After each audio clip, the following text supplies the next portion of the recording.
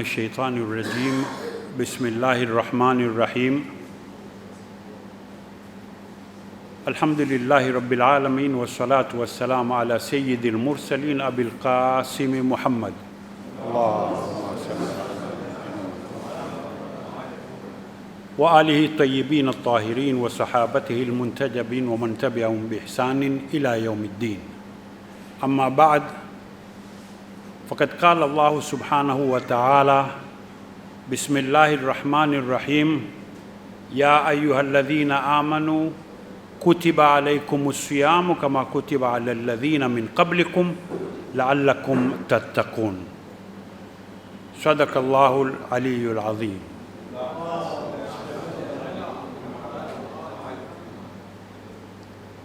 Wazee wangu, mama zangu, ndugu zangu, I take this opportunity to greet you all. Assalamu alaikum wa rahmatullahi wa barakatuh.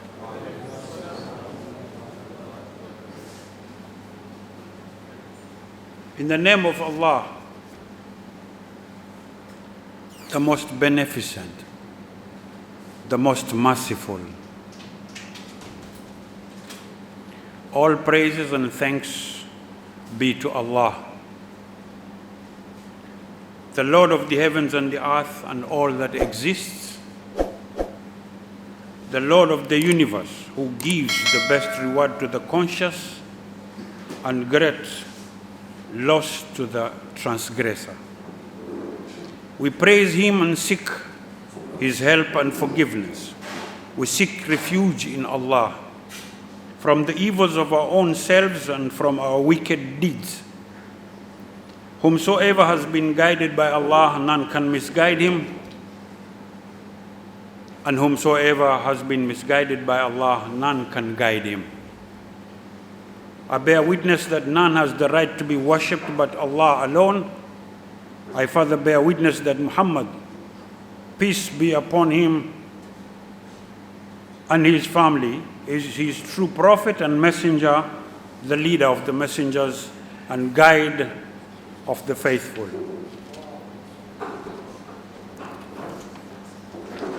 Defining the objectives of Ramadan, as I did yesterday in my introduction to these lectures, we look at the ayah that I read when I started my lecture today. Ya ayyuhalladhina amanu kutiba alaykum as-siyam kama kutiba ala alladhina min qablikum la'allakum tattaqun. O ye who believe, fasting is prescribed for you as it was for those before you, so that you may attain consciousness.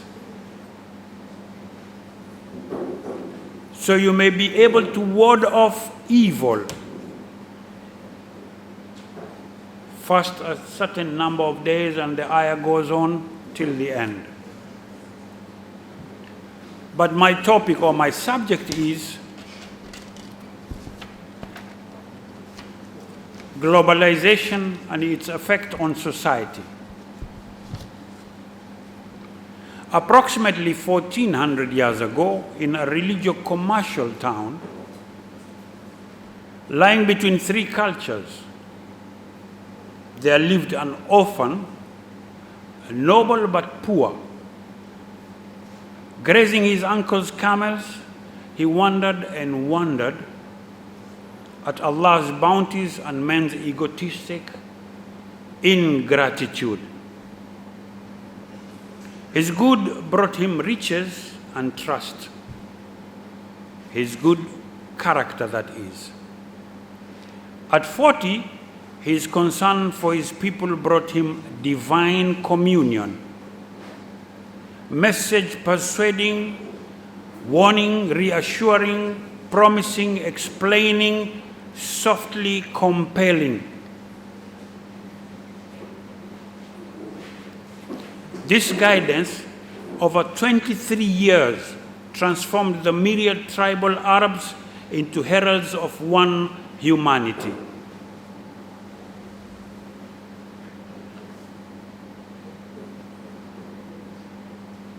To be more precise,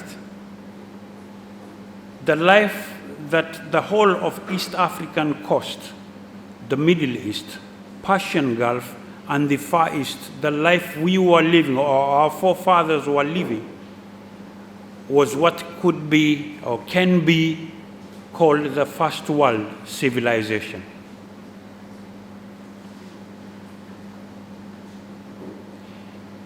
Europeans have gone to lengths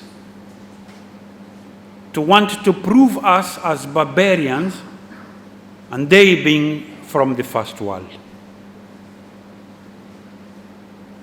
But the reality is just the opposite. We were the first world.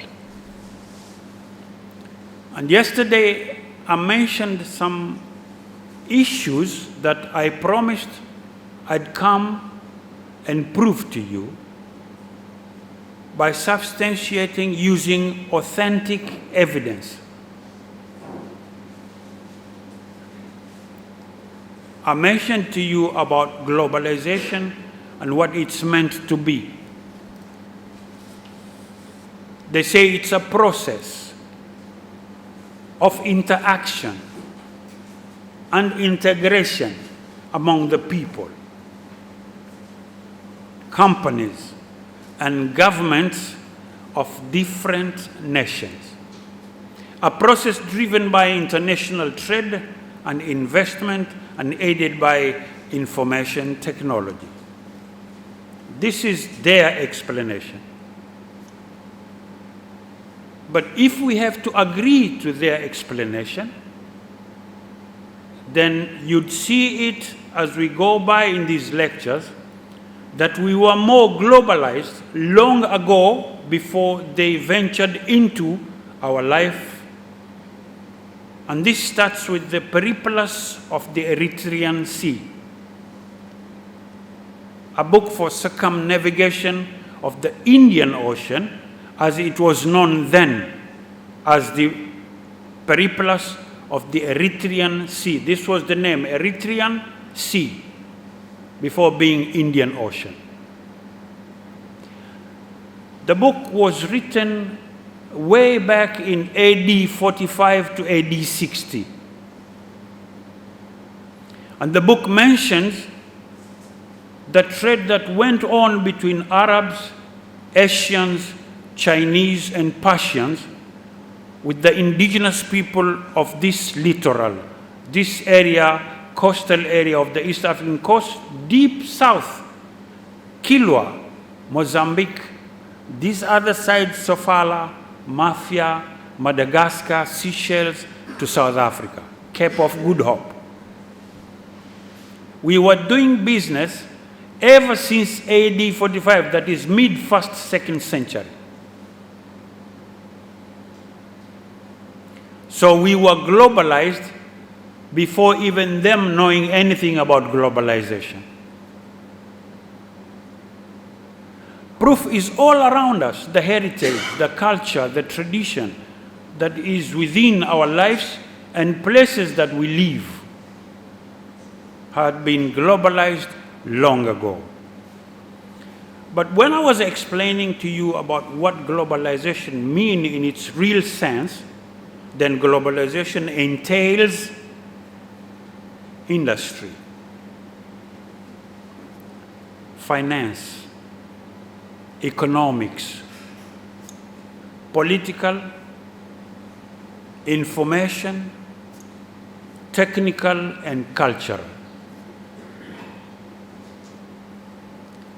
However, as we were living in our lives, from those days to the 21st century, they came in with the last crusades. And I'll talk about this as we go on in these lectures in due course and prove to you why do I call it crusades. Yesterday I mentioned, and I asked those who are around and are educated to note down and go search within Web doctrine of discovery. The doctrine of discovery. This entails a papal bull, A papal bull is a notice, a notification. It's sort of a certificate given to rulers of Europe, Spain and Portugal. One was Christopher Columbus, to go to the West, that is Europe and America, Christianized whomever he'd find there, and if they don't want to be Christian, then he has every right to kill them. The other was given to Portugal, and there comes the name Bartolomé Diaz and Vasco da Gama. I'd like to ask you a question. How many of you know what transpired in Kilwa for 200 years consecutively? How many of you have read or learned in school about what Vasco da Gama did to the people of Kilwa?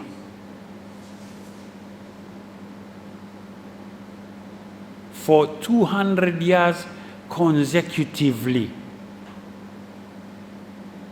If none has learned anything, then I ask the second question: why is it so? Same with us in Mombasa. We went through the same.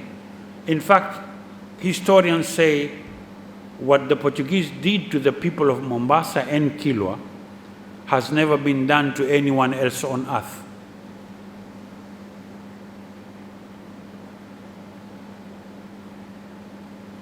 Let me give you an example of what they did in Mombasa and the coast of Kenya. The last ruler of Mombasa is called Ahmed bin Msham, but people famously know him by the name Sheikh Mvita. What the Portuguese did is slaughtered his head off, took it to Goa in India, put it on a lance, and heralded with drums and trumpet, like, look at this guy who said we'd never enter Mombasa. This is what we did to him. And the head has never been brought back till today.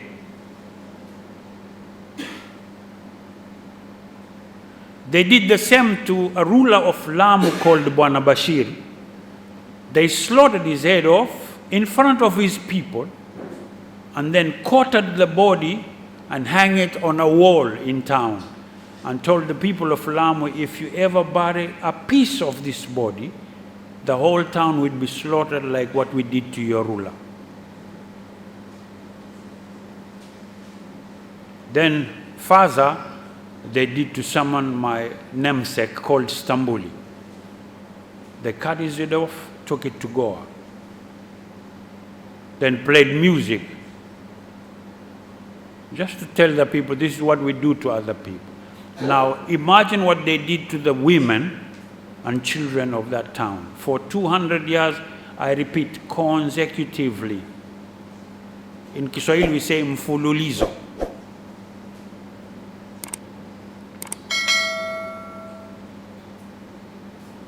Now, kutiba alaykum as-siyamu kama kutiba ala alladhina min qablikum la'allakum tattaqun.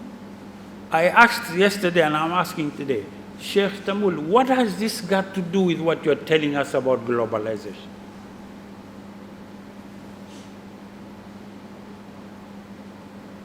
And I answered with an answer that says it has everything to do with Kutiba alaykum as-siyam, and Kutiba alaykum as-siyam has everything to do with globalization. Because we are looking for taqwa. We are looking for consciousness of Allah. Some translate it as fear. We are not looking for fear. We are looking for consciousness, for looking for reverence towards Allah.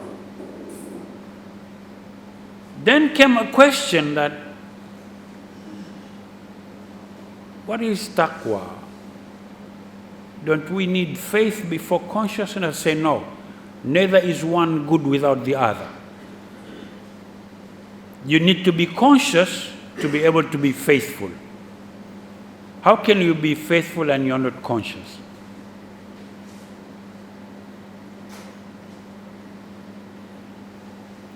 we went deeper into globalization, but I won't move there for now because I want to use this time now to prove what I said yesterday. I don't know if we can go back to the screen, Tafadhal. I want to show you because yesterday I mentioned to you about people who we had to do Surah Al-Fatiha for them.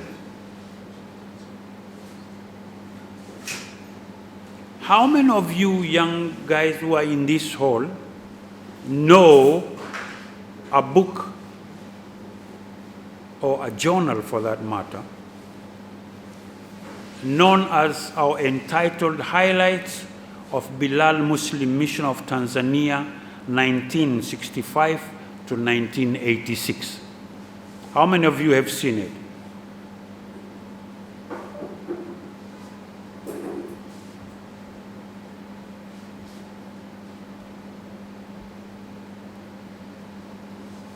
Have you seen this book anywhere?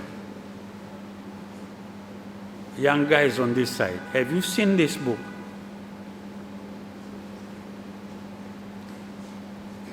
Do you know this guy?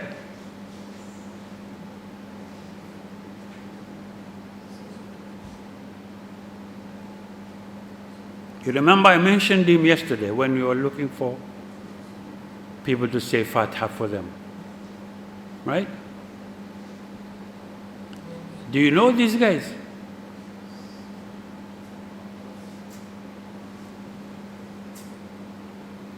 Al-Hajj Muhammad Ali Megji, ex-chairman of Khoja Shia Isna Ashari Supreme Council. The other one is Al-Hajj Mullah Asghar Ali, M.M. Jafar. Hujjatul Islam, Sayyid Akhtar Rizvi. Right? This is another one from Mombasa. Al-Hajj Ali Muhammad Jafar Sharif. He's a founding member who even at his age, old age, he was still active.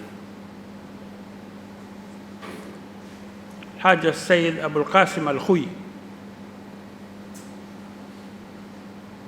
Then these are the historical photos that it beats my consciousness that most people don't have these things. How come a person like me from Mombasa, I do have these things?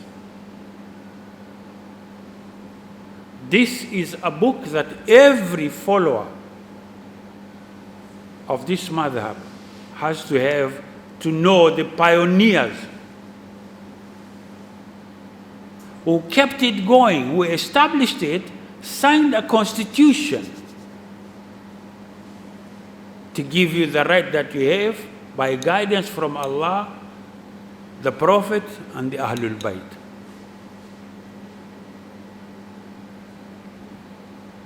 This is where it started, Temeke.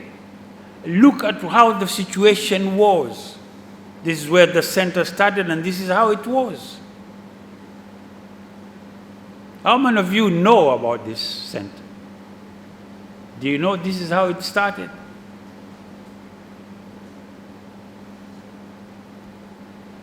These are the first students to go abroad and learn the religion of Islam in its proper sense. And their names are there. I won't read them all, but I'm just trying to show you. This is Hajj Muslim Habib, treasurer from 1979. Group photo, Mwanza seminar. There was a seminar in Mwanza, Bilal Muslim Mission of Tanzania. Sayyid Muhammad Mahdi al-Musawi Shustari, Sautia Bilal, 1967 to 1976. These are the faces that you people should be knowing. Well, this book, I have a soft copy of it. I might leave it with the center here, or I might give it to individuals, whichever way possible. But I feel this is a book that everyone should have to know where we're from, where we are, and where we're heading to. Apart from this, I mentioned to you the Yogyakarta principles, and I quoted the introduction, first paragraph of the introduction, and I promised I'd show you the evidence. This is the Yogyakarta principle. Is it visible enough, or should I enlarge it?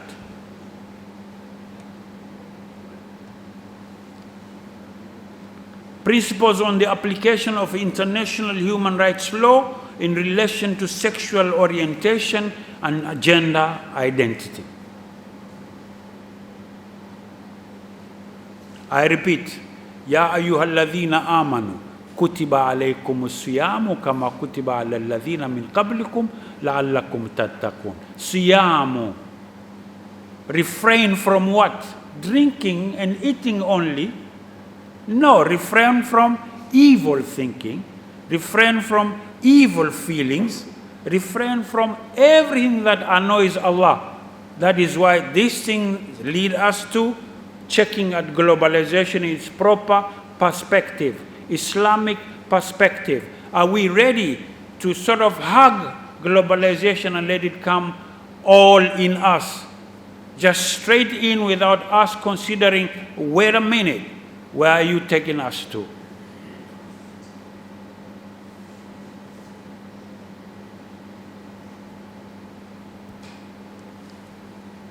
Yogyakarta principles are principles on the application of international human rights law in relation to sexual orientation and gender identity. Sexual orientation, gender identity. So what is the real meaning of these things? What is sexual orientation and what is gender identity?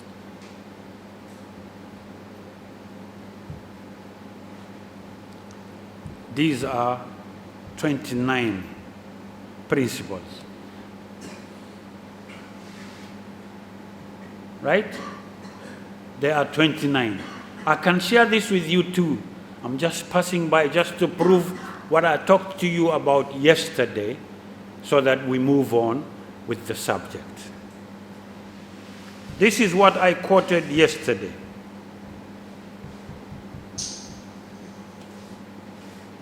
The first paragraph, introduction to the Yogyakarta principle. I hope it's clear for you to read. Let me enlarge it a little bit more. Are we clear there? I quote again, all human beings are born free and equal in dignity and rights. All human rights are universal, interdependent, indivisible, and interrelated. Sexual orientation and gender identity are integral to every person's dignity and humanity and must not be the basis for discrimination or abuse. End of quote. We go to what do they mean by saying this? Now we go to the meaning of sexual orientation and gender identity.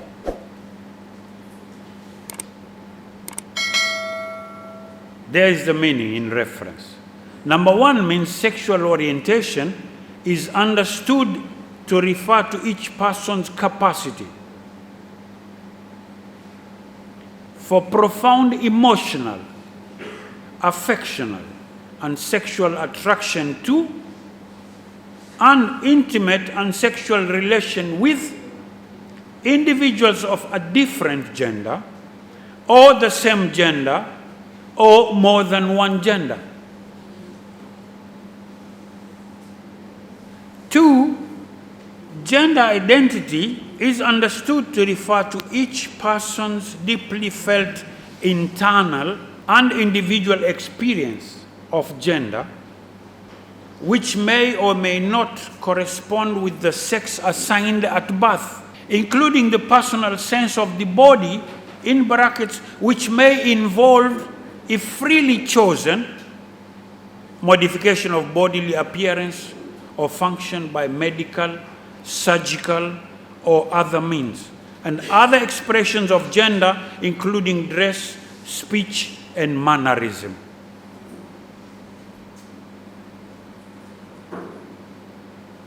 Am I understood? Are we together on this? In other words, this is the freedom that's coming. This is liberalization. It comes as a liberal economy, gradualistic. It comes to liberal individual freedoms that don't need anybody else's consent, including children. So when we talk about globalization, it's good to involve the Quran because it is Alif Lam Mim, ذَلِكَ الْكِتَابِ لَا رَيْبَ فِيهِ هُدًى لِلْمُتَّقِينَ. Again, taqwa comes in. It's a guidance for those who are conscious.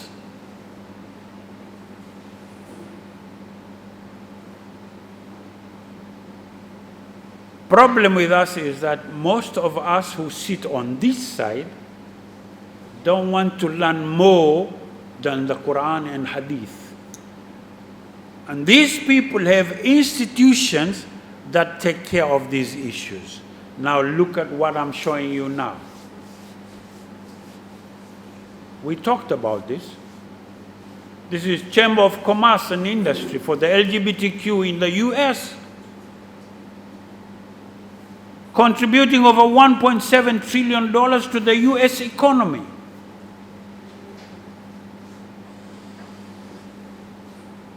Who can ignore $1.7 trillion?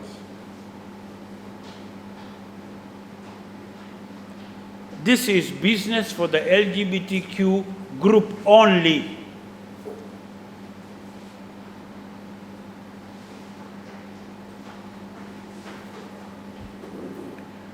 This is the interagency report I mentioned to you yesterday.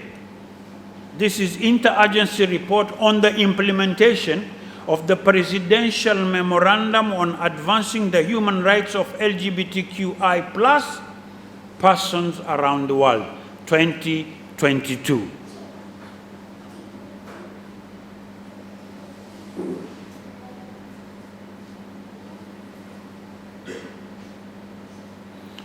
When it's an official policy of the US government, it's official policy for the US government to fight for human rights for the LGBTQI+ community all over the world, in their own words, and I'll quote. Yesterday I mentioned to you about this thing, but I didn't go deeper. I said I'd prove to you by authentic evidence. Now let's see what the policy talks about. In its forward, and I quote, on February 4th, 2021, President Joseph R. Biden Jr. issued the Presidential Memorandum on Advancing the Human Rights of Lesbians, Gay, Bisexual, Transgender, Queer, and Intersex, in brackets LGBTQI+, persons around the world. Building on the memorandum issued by President Obama in 2011, it directs executive departments and agencies engaged abroad to ensure that US diplomacy and foreign assistance promotes and protects the human rights of LGBTQI+ persons around the world.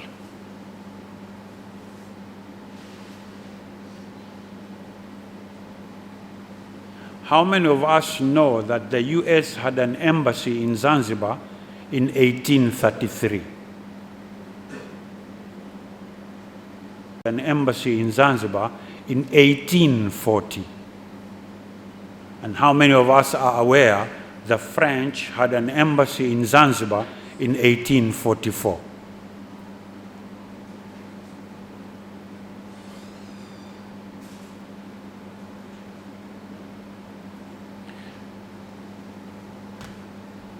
what gives me morale and keeps me happy is the age bracket that I'm seeing here.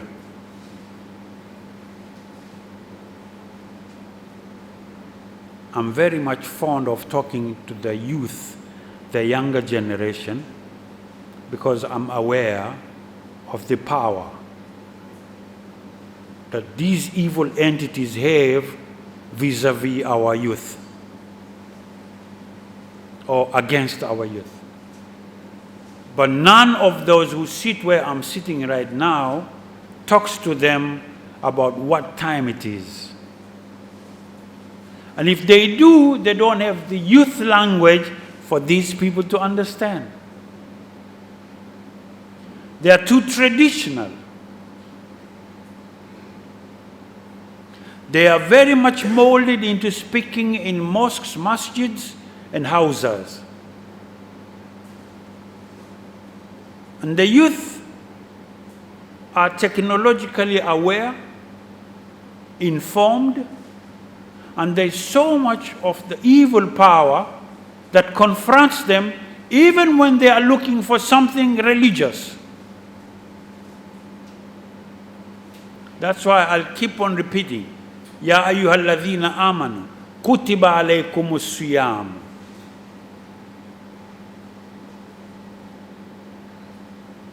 Kama kutiba ala alladhina min qablikum.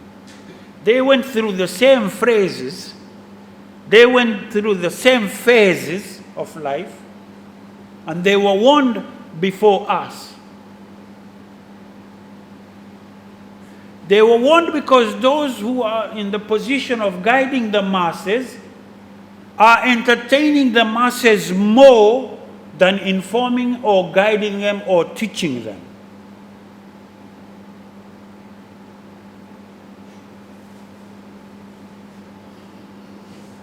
Please tell me if I'm wrong. What I'm showing you is just new to you all. You didn't know about this. You know about LGBTQ, you know about Wimpy Kid's Diary, but you don't know anything. You still don't know anything. It's too huge a force. It's too big a force. It has corporate power. You see, the economy is 1.7 trillion. This is Chamber of Commerce for the LGBTQ community only in America. $1.7 trillion per year.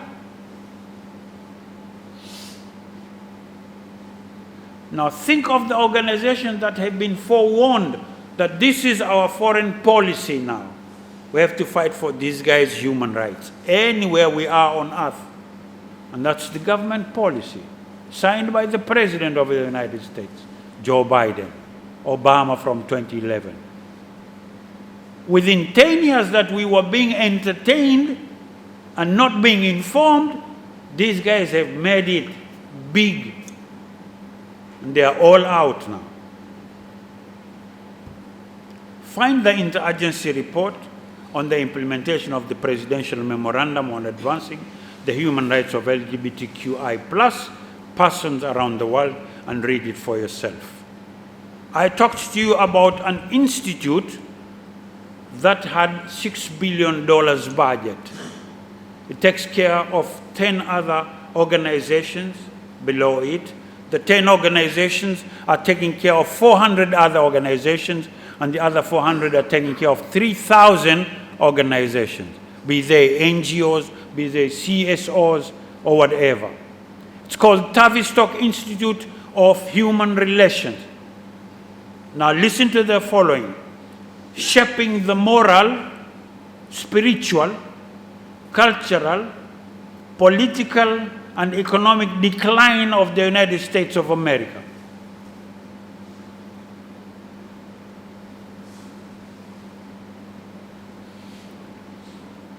My next question, if they do this to the Americans, what will they do to us as Africans? These are institutes. My question is, where are our institutes? What is their policy? kutiba alaykum as-siyamu. So as we are fasting, should you only be fasting by not drinking and not eating? Does fasting allow us to think evil, to feel evil, to listen to evil, to speak evil? No. So what should we do? We should use Ramadan, like we are doing right now, and talk sense into our heads, into our hearts, because this war is hearts and minds. This is where they are aiming.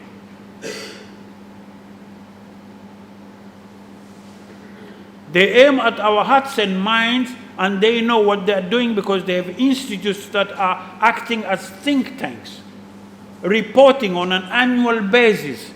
We have girls who come here on exchange program. You let them go into your houses. You put henna and pico on them. But they have diaries at night that they sit down in their rooms and write down whatever they saw for the whole day. When they get back home, they don't go back to the community. They are rehabilitated.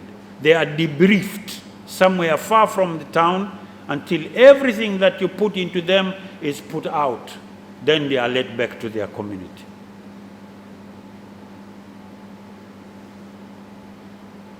Now, Tavistock Institute is just one. Then I mentioned to you about endocrine disruptors of hormones. You remember yesterday I said hormone disruptors called endocrine, some call them endocrine.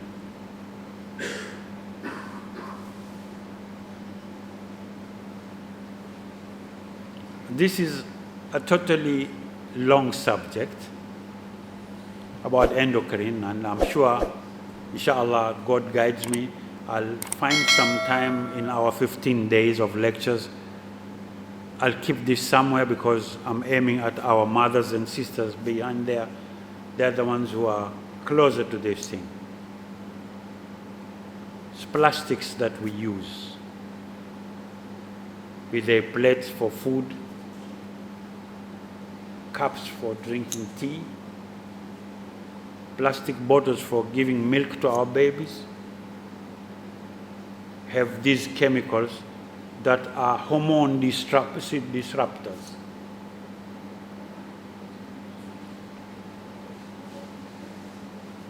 We'll go deeper into this, talk about these hormone disruptors and what are these chemicals, and how much damage can they do within a short span of time.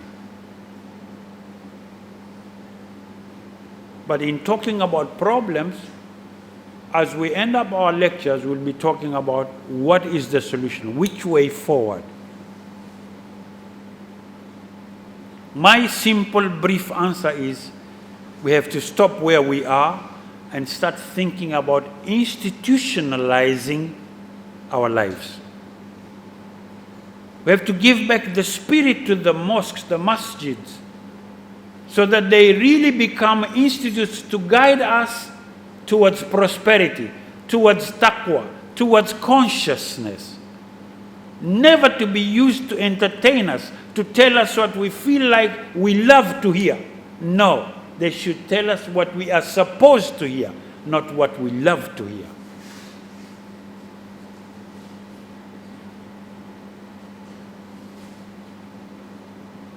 Khatibs, imams should be guiding us. That's their job. And a masjid is an institute. That's how the Prophet used it.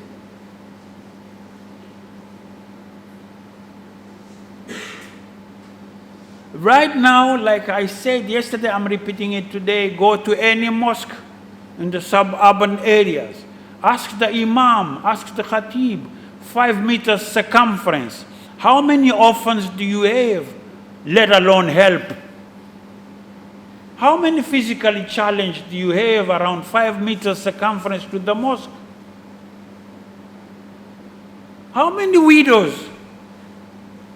Then go to the next question. How many do you help among them? And it's not your money. Tell us, please, donate this, give to these guys. We talked yesterday about How many clothes that don't fit you anymore? Why are you keeping them in the cupboard? Would you like us to put them for you when we bury you so that you wear maybe in Barzakh? What are they doing in your cupboard? And you don't know whether you be wearing them anymore. How many bed sheets do you have at home? How many years you've been buying curtains for your windows? Can you give one to this poor lady here who has no family? Ramadan is the month of giving, rahmah. This is the first 10 days. What do we give to the poor? ذي القربى واليتامى والمساكين وابن السبيل. Now, to achieve لعلكم تتقون. This is where the ayah comes in. Problem with us who sits on this side is to translate the Quran to our suiting. It suits me. I like to tell you this is what it means. But the Quran is broad speaking.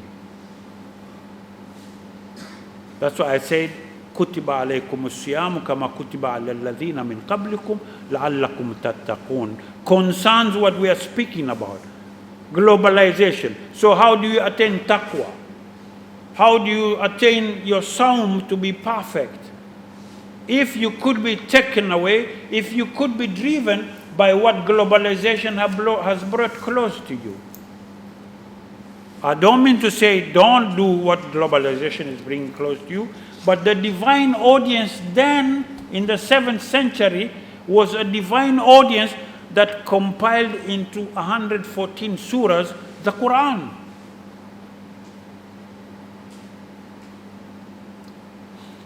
Often misrepresented by foes, misunderstood by friends, constitute the Quran, these 114 surahs. But they are always misunderstood or mistranslated. When fully appreciated, it will become the true words of God towards man. But how do we appreciate the Quran? Most of us, if it's not Ramadan, we don't even touch it. We don't read Quran normally. Very few do.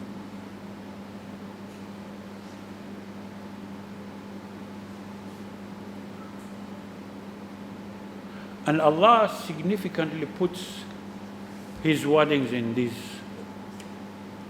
ayahs of Quran, and He talks to you profoundly.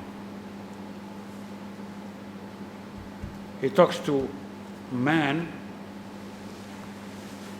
Surah Al-Baqarah. Let me quote. Alif, Bismillahir Rahmanir Rahim, Alif Lam Mim. ذلك الكتاب لا ريب فيه هدى للمتقين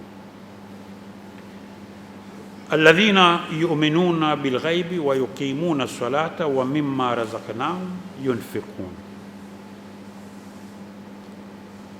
So Alif Lam Mim, this is a book about which there is no doubt. Listen to the wordings. A book upon which there is no doubt, a guidance for those conscious of Allah.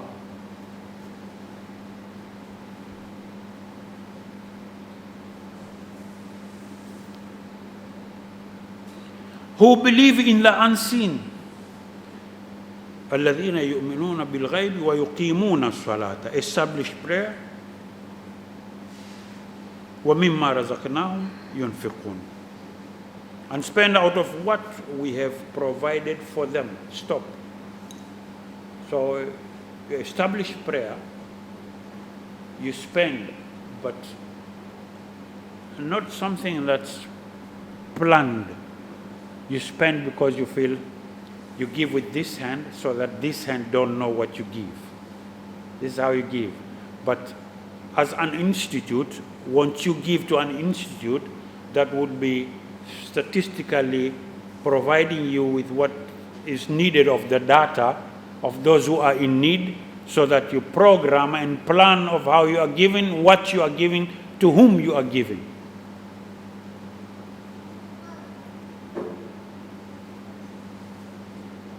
The younger generation is supposed to be giving you the data of how to give. وَالَّذِينَ يُؤْمِنُونَ بِمَا أُنزِلَ إِلَيْكَ وَمَا أُنزِلَ مِنْ قَبْلِكَ وَبِالْآخِرَةِ هُمْ يُوقِنُونَ. And who believe in what has been revealed to you, O Muhammad, and what was revealed before you, and of the hereafter, they are certain in faith. Are we of this category? If we are, then why is the situation as it is in Dar es Salaam?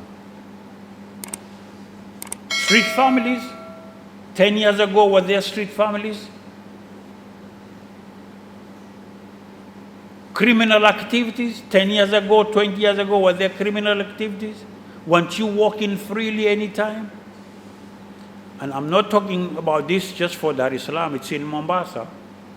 Street families all over, because we give aimlessly. You know, okay, maziwa, kate, like this, you know. Just to finish up my topic today, have you ever wondered why someone can come with a buibui or a kanzu, stay outside a masjid, wait for you to pray and come back and say, please, saidia? Have you ever wondered and thought of asking the guy or the mother, like, excuse me, before waiting for me outside here, did you come inside the mosque to pray with us? Have you ever asked anyone who's asking you to help in terms of cash or food, whether he or she is praying? Because who can give better between you and Allah?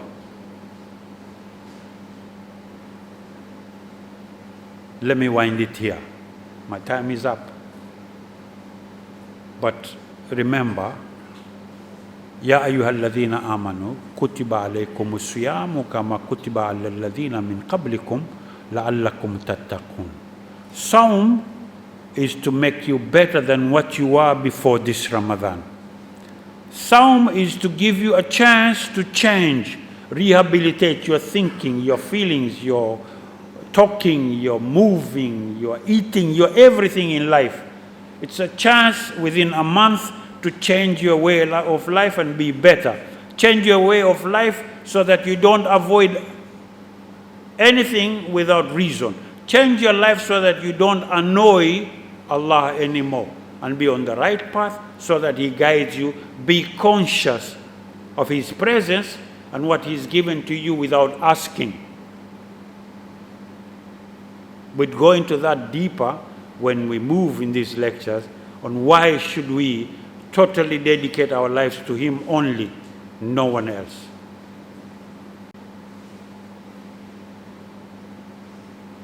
Ladies and gentlemen, brothers and sisters in Islam, thank you for coming this evening. If I did any mistake, said anything that annoys you, I'm sorry. If there's anything good for you to go with, please feel free.